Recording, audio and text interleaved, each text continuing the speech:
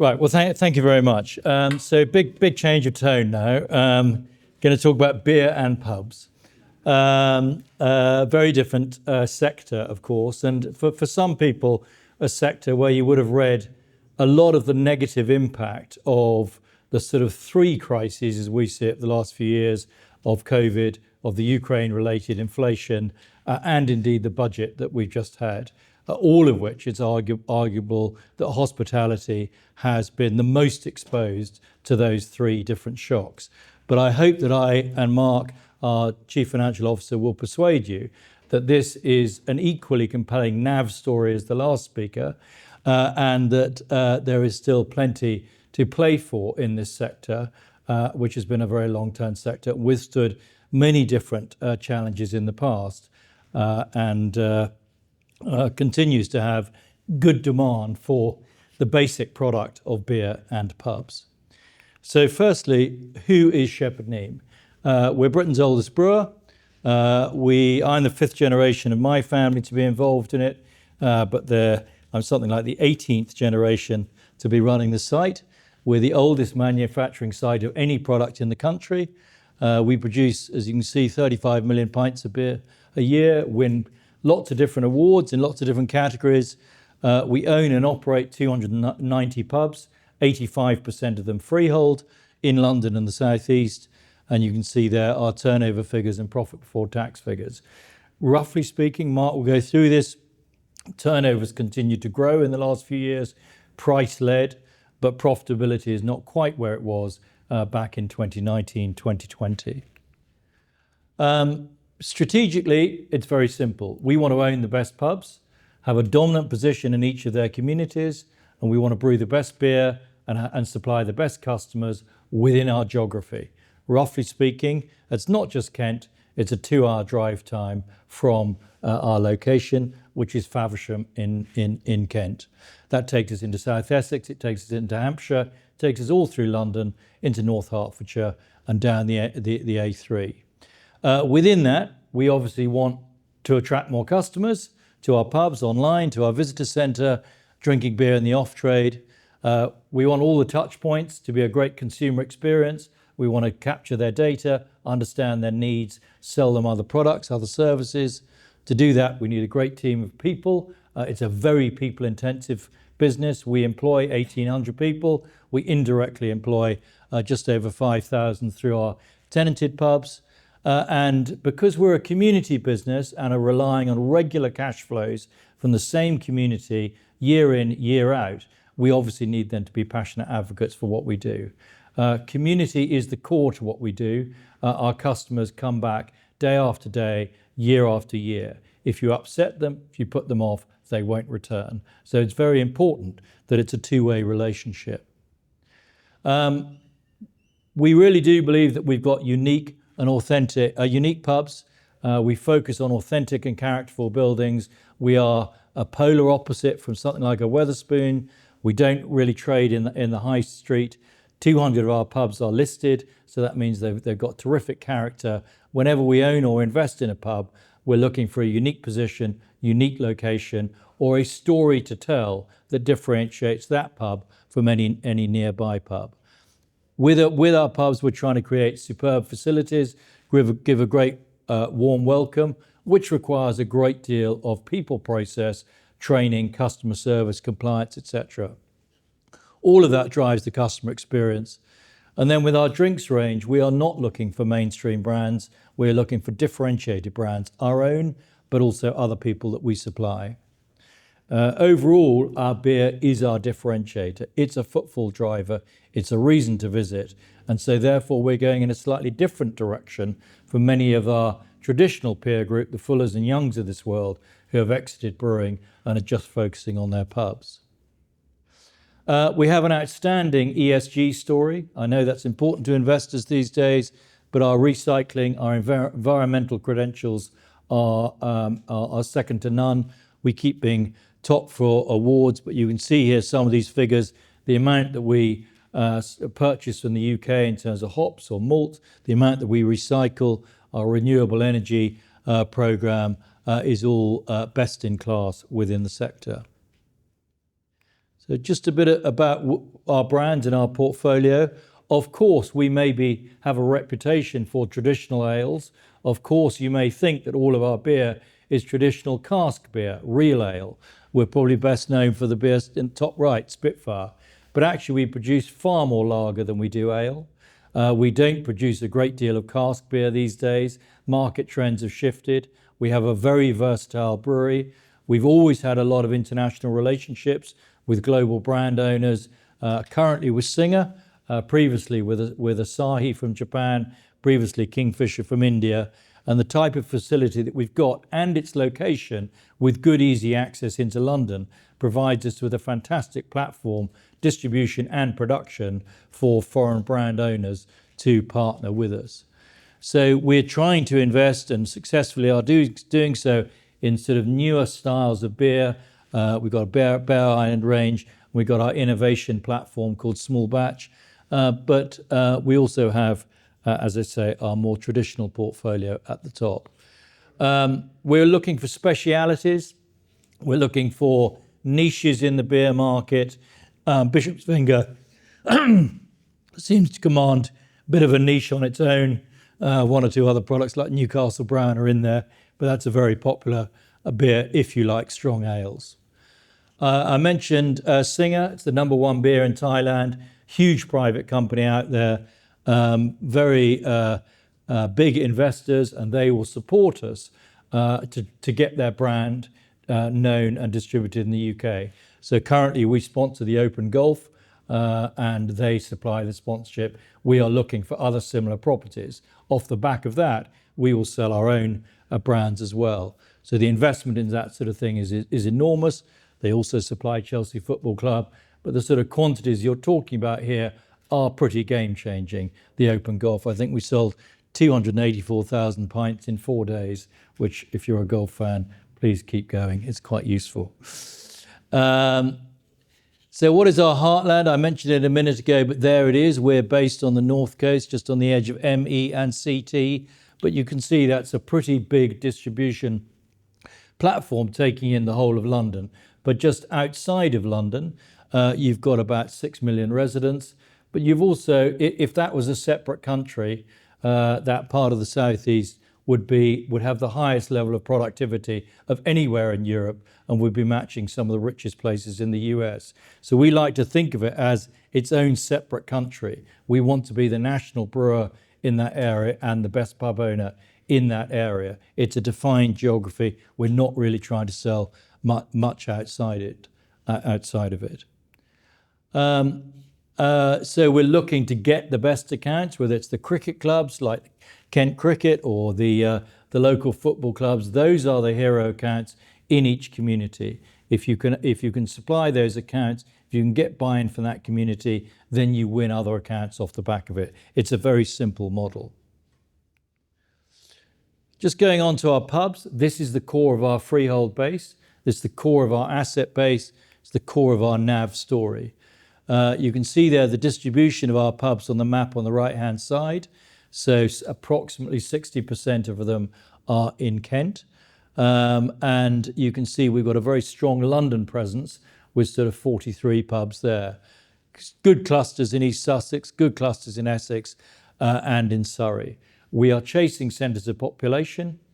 We're chasing areas where there is potential for growth, but in each case we're looking for a pub with a unique characteristic or a unique location, something that can bring people in. Within our pubs, they are mixed between tenanted and managed. Tenanted means we own the freehold, but we lease it out to an independent operator. They pay us rent and they buy products from us and we get the wholesale income. With retail, we employ everybody in the site, control the offer. And so I'll give you some examples here. Duke of Cumberland in Whitstable is a small hotel, but it's right in the centre of a sort of seaside town, strong down from London, weekend trade, very busy in the summer. Crown at Blackheath, more of a community offer, all year round trading, strong beer offer, does extremely well, for example, on things like the rugby internationals. Bishop's Finger is in the centre of London, in Smithfield Market, as some of you may know, that's an area of significant development over the next 10, 15 years.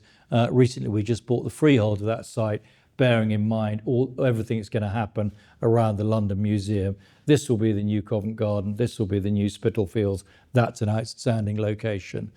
And then we have a number of pubs like the Ship in Herne Bay. We only bought that recently, but we have a number similar to that, which is a great weekend place, Sunday lunch occasion, or in the summer, of course, by the sea. Take your family for a beer and enjoy the sunshine. Some of the sort of designs and interiors, pub design, as I'm sure people appreciate, has moved forward enormously in the last few years. And we are just as good as anybody else in this, trying to create high quality premium experiences, but ensuring that we are also authentic in terms of the quality of that environment. So we have images here of the garden, the back bars, a bedroom at the Duke of Cumberland, and top right, the interior of that Crown Black Heath. Again, further images here. These are more recent this year. You can see the themes here of excellent interiors, which will attract families, men, women on their own. The pubs generally have moved a very long way in the last 20 years or so, and we have moved with those times. So that's sort of a bit of an operational and strategic view, and I'll hand over to Mark, who can talk through our financial performance.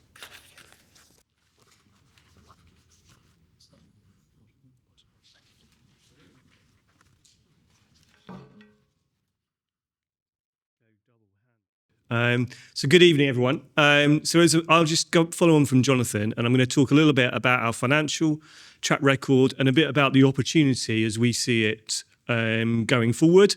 A little bit about some of the short-term risks along the lines of the recent budget, and then go through what that means from a long-term perspective. So, looking at our financial track record here, our key focus is very much on long-term sustainable growth across the piece.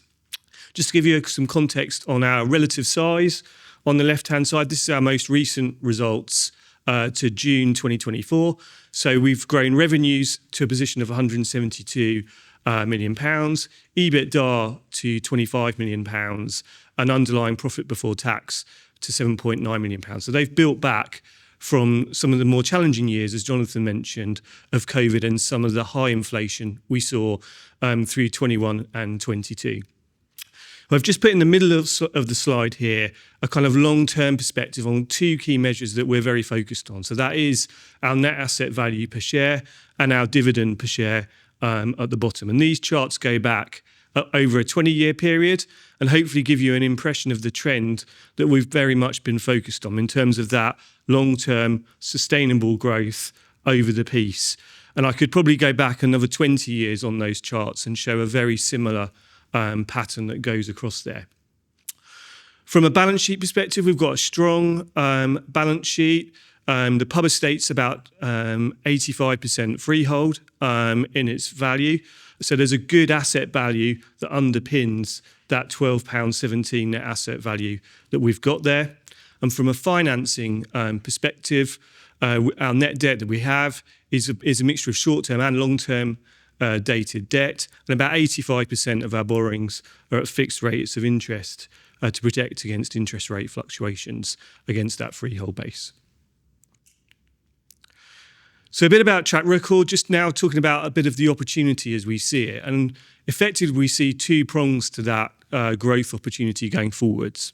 The first is around organic growth. So we feel we've got a track record of delivering organic growth, again, over a long-term sustainable period. The chart on the right-hand side looks at our pub like-for-likes over about a 10-year period. And in that 10 years, I've just excluded the COVID years, which did obviously give some volatility. But the two bars there are our retail like-for-like sales and our tenanted pub estate like-for-like income. As you can see there, a consistent period of growth. And again, we're confident in organic growth going forwards.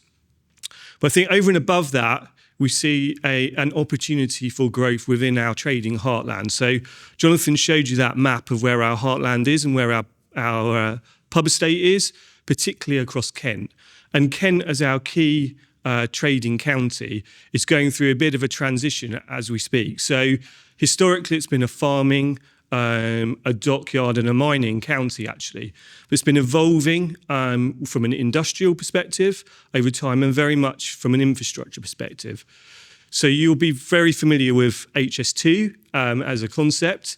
Kent has HS1 running through it, which extends out to Ashford, Canterbury, and now out to Thanet Parkway, which has transformed the ability to commute into London from those conurbations and made them genuine commuter towns.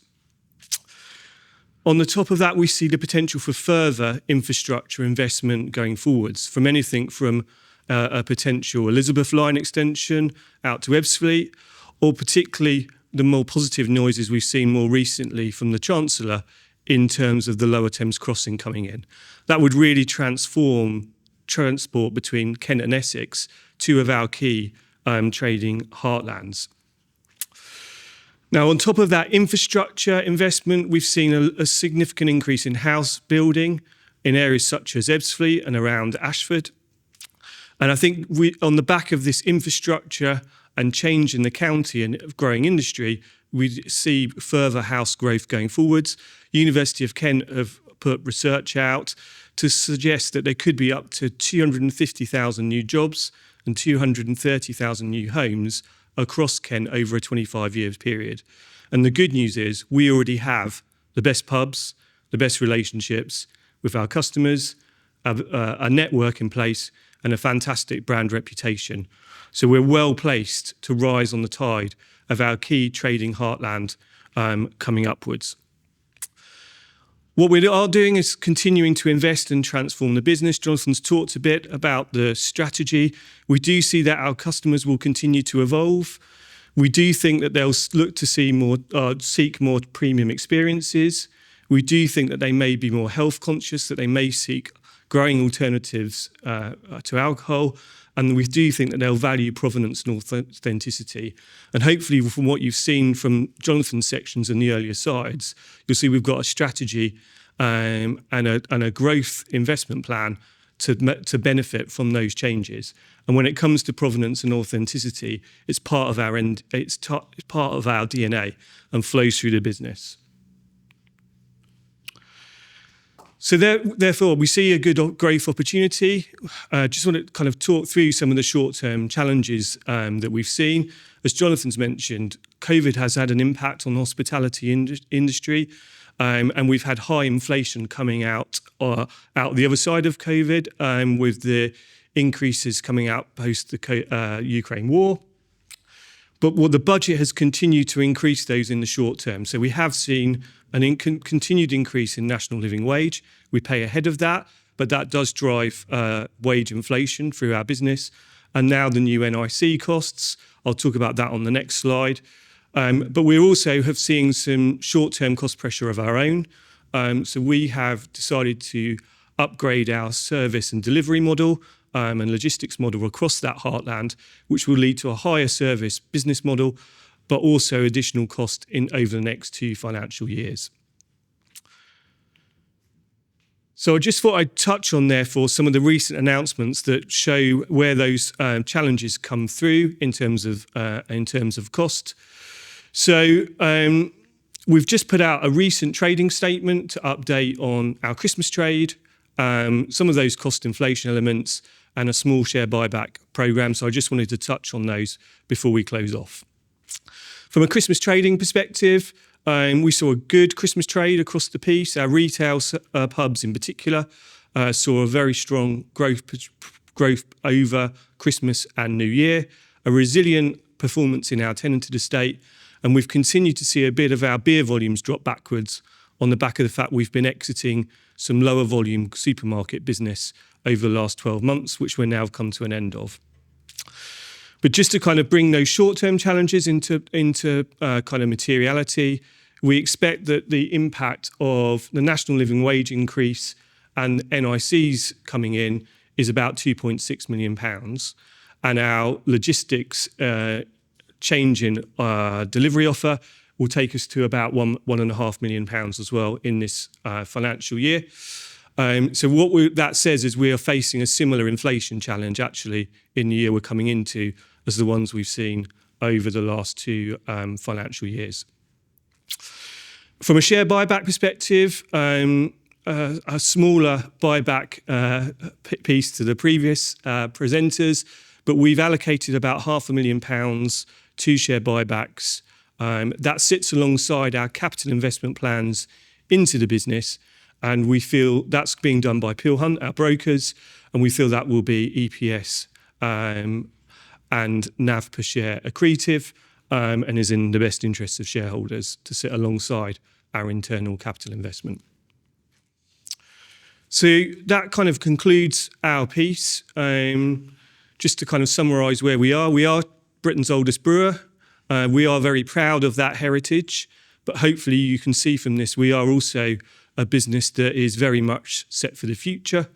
We're a well-balanced, well-funded hospitality business in the southeast with a good track record and an exciting opportunity to grow with the transformational investment across our heartland.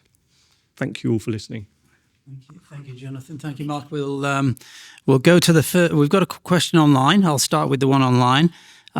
You mentioned your debt briefly there, Mark, and the fact that it's mostly fixed interest debt. Can you elaborate any more on the makeup of your debt at the moment?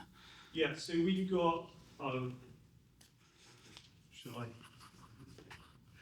So we've got a mixture, as I say, of short-term and long-term debt. At the year end, we've effectively got 2 lots of private placement loan notes for about £55 million. One tranche goes out to 2032, the other to 2038. We've then got a portion of bank debt that will come up for refinancing in 2026, which is with UK clearing banks, so conventional bank debt, and that takes us up to facilities of £130 million. Our net debt at the year end was £80 million. Thank you. Any questions from the audience? There's a few down here. Over to you. Hello, thank you for the presentation. I'm a shareholder. I actually sold some HVPE to buy some Shepherd's Neame shares a couple of months ago, I think. And I have to say that HVP would have been a better investment, but the Shepherd's Neame is much more enjoyable to research. One of the reason I had to sell actually HVP to buy Shepherd's Neame was because I didn't have cash in IG, which is the only account that I've got that I can actually buy the shares in. So I wondered whether, as one of the biggest and most investable companies on Aquis, you were pressurising the brokers in order to make your shares more widely tradable.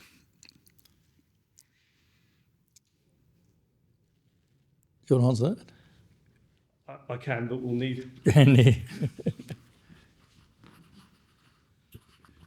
So I think we are very much trying to do a number of things to try and improve the ability to trade in our shares. So not only get the message out on a number of events such as this, but absolutely working with our brokers to try and increase our availability.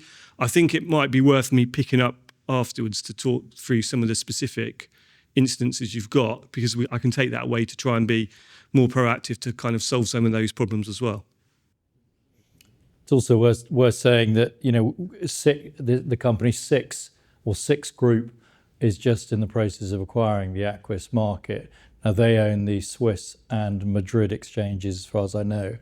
And I think in some of their pronouncements, they've talked about creating a sort of European smaller cap entity.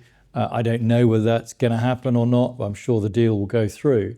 But if that is the case, then I think that will be quite interesting. And, you know, it's pretty clear to me that the London Stock Exchange is not really supporting AIM as an alternative. And therefore, you know, there clearly is a gap here for a reinvigorated smaller cap focus. I know that the UK has been out of favour. I know that small cap's been out of favour and hospitality's super out of favour.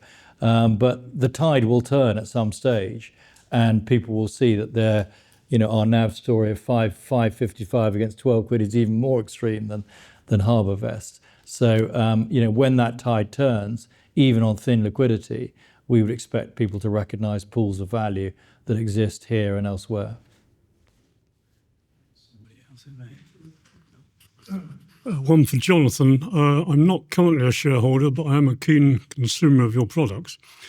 I noticed that I think 20% of your hops are imported from America and 80% are from Kent. Is there a particular reason why you couldn't make it 100% homegrown? Would that not be more secure in terms of President Trump and his restrictions on everything? They're not necessarily imported from America. They could be imported from Australia or elsewhere. But actually, it tends to be when we've got partnership brands like the one on their Singha, who might specify a particular hop if we're brewing it under license. But almost all of our beers are UK sourced. But it's a very good point. In fact, the hop inflation and the exchange rate issues will make importing US hops very punitive. But they do give a particular flavour characteristic which the UK climate can't deliver at this moment in time.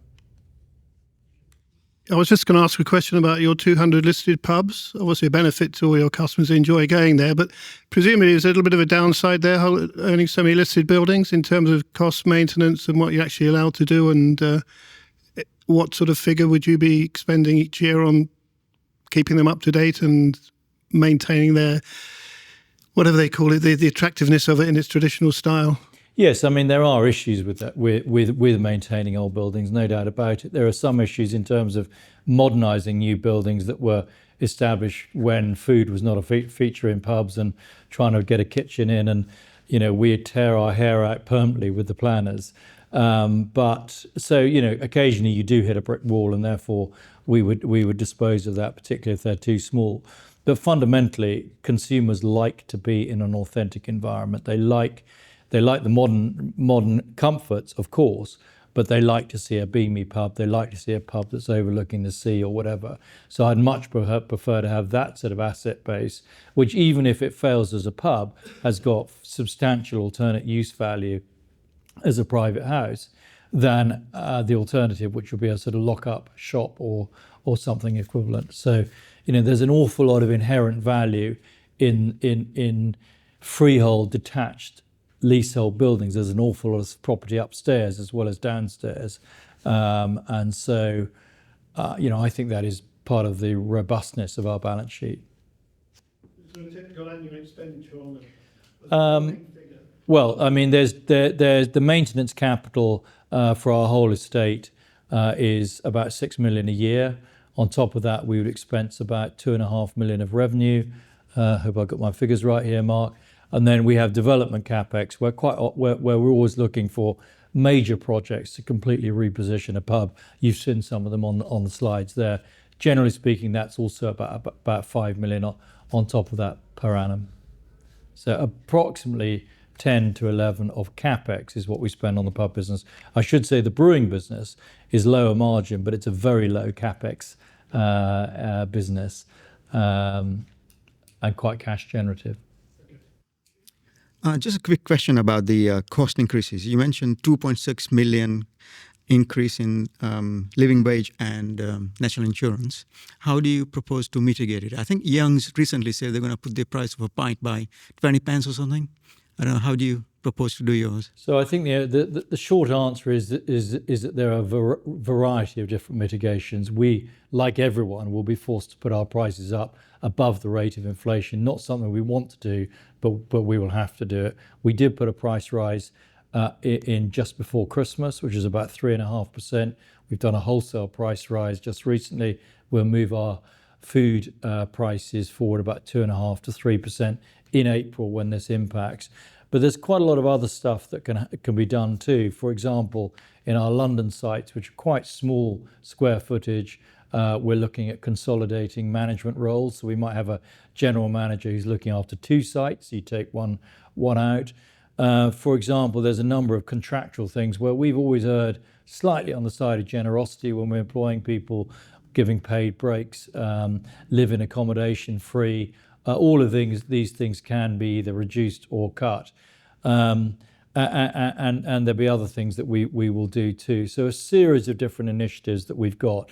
The issue is it takes quite a bit of time if you're changing people's contracts to implement them. So you can't just pull a lever and immediately meet a cost impact as significant as that on the 1st of April. And I think that's why it's not just hospitality, but the whole of retail and hospitality is screaming about this particular policy. It's extremely regressive and will be inflationary, and it will not create growth. So it's, we want to be in the mindset of how we put more capex, to the previous gentleman's point, more capex to grow the business. And this is just another sheet anchor on the sector, which we'll get through. May take a year or two, but we'll get through it. But it is profoundly frustrating after the issues that we've had to deal with in the last 4 or 5 years. Do you feel the impact of the fashion towards drinking Guinness, and how are you adapting the business to that fashion? Yes, we do, like everybody. I mean, it is quite remarkable, I must say, the extent to which Guinness has taken off from being perceived as a sort of old man's dying drink and very male and very bitter and, nobody particularly wants it, to now a very young person's and very female drink. It is astonishing. It's equally astonishing. It's the most expensive product on the bar, and it's now the biggest product on most bars, particularly in London. But that's an opportunity for a brewer. So watch this space. We have a fantastic stout coming out. And of course, we can deliver a huge price benefit to our customers, a wholesale price and retail price benefit, and deliver more margin, because it's the least profitable brand for anybody, wholesaler, retailer, or brewer. And we will try and displace Guinness and provide a better alternative. So watch this space. For my sins, I read the Morning Advertiser every day, because I've actually got a freehold pub down in Weymouth, which probably isn't worth as much as you've just spent on my favourite pub in Guildford, the Britannia, right, where I think the spend is 300,000, yeah, according to me. How long do you project that's going to actually take to pay back that 300,000 with the improved turnover and profitability of the Britannia because of the refit? That one, 4 years. Yeah. Good Lord. Yeah. It's already a busy pub. Well, it was a busy pub in its old form, so you're going to need some more seats. Well, the other thing, so this is very detailed, but I mean, in that particular case, the council is proposing to close the car park and turn it all into a park, and it's right by the river, so it's a fabulous location there. So I mean, we will have tortoises and hares in terms of our investment portfolio. So the Duke of Cumberland was 1.8 million, and that's a major transformation in the infrastructure. More of a tortoise, doing very well. That's more of a hare, where we get a quick payback.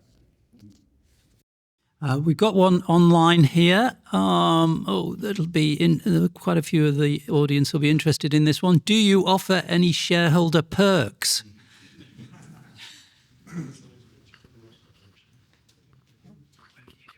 Yes, we do. Absolutely. So we have a shareholder scheme with a discount card. I know some members here have got one and use it regularly.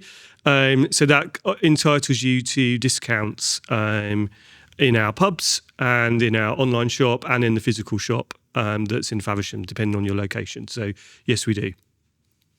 And quite generous discounts too, I might say. The more shares you buy, the bigger the discount. Oh, okay. I must look into that one. Okay. I think we're done on questions. It's perfect timing. So thank you, Jonathan. Thank you, Mark. Excellent presentation.